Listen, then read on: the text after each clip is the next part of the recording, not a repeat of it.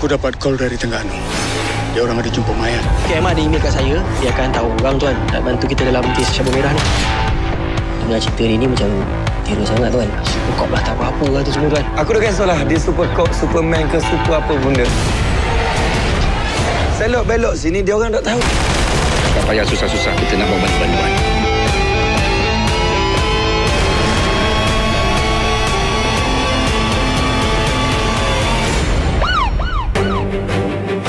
Pertama sekali Sam dapat offer, Sam dapat call daripada Astro Shaw. Sam tahu cerita ni flow dia bukan macam cerita polis yang biasa kita nampak yang our local people buat. Dia bukan saja nak tunjuk yang polis dan tanggungjawabnya, tapi sebenarnya ada kekeluargaan, ada persahabatan.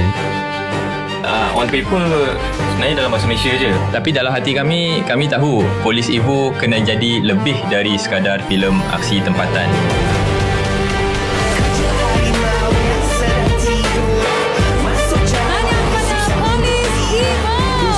Hussein filem Polis Evo.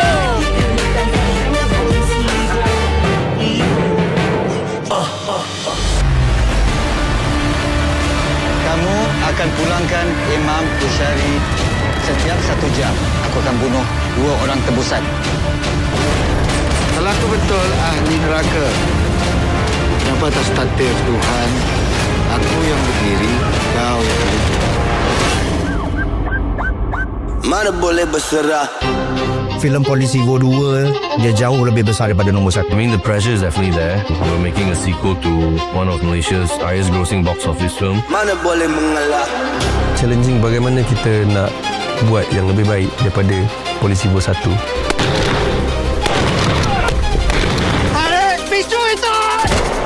Ini bukan hanya satu kerja tau. Ini satu kesan yang saya nak tinggalkan kepada penonton-penonton yang pergi ke panggung wayang dan tengok filem. Mana boleh berserah. Mana boleh mengalah. One of the best action movie Malaysia pernah buat. Dirasakan setaraf dengan Hollywood dengan cara pembikinan, dengan karakter yang sangat kuat dan bagus. Polis Evo 2.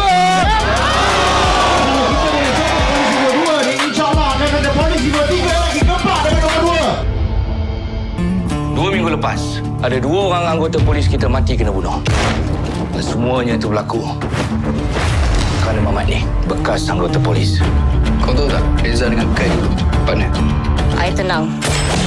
Kali aku tanya kau, kalau kau ada anak isteri, mana tanggungjawab kau? Tanggungjawab kepada dia orang atau kepada kerja kau? Kai, kita dah tak ada masa, Kai. Kau dengan aku, kita lain loh. Kenapa aku tak mati 10 tahun dulu? Aku nampak tanggungjawab aku. Polis Evo ni dah jadi seperti satu franchise filem kebanggaan rakyat Malaysia. Dan sejak hari itu, kami tahu kami sedang membina sesuatu yang lebih besar daripada sekadar sebuah filem. 16 juta ringgit. 25 juta. 50 juta ringgit.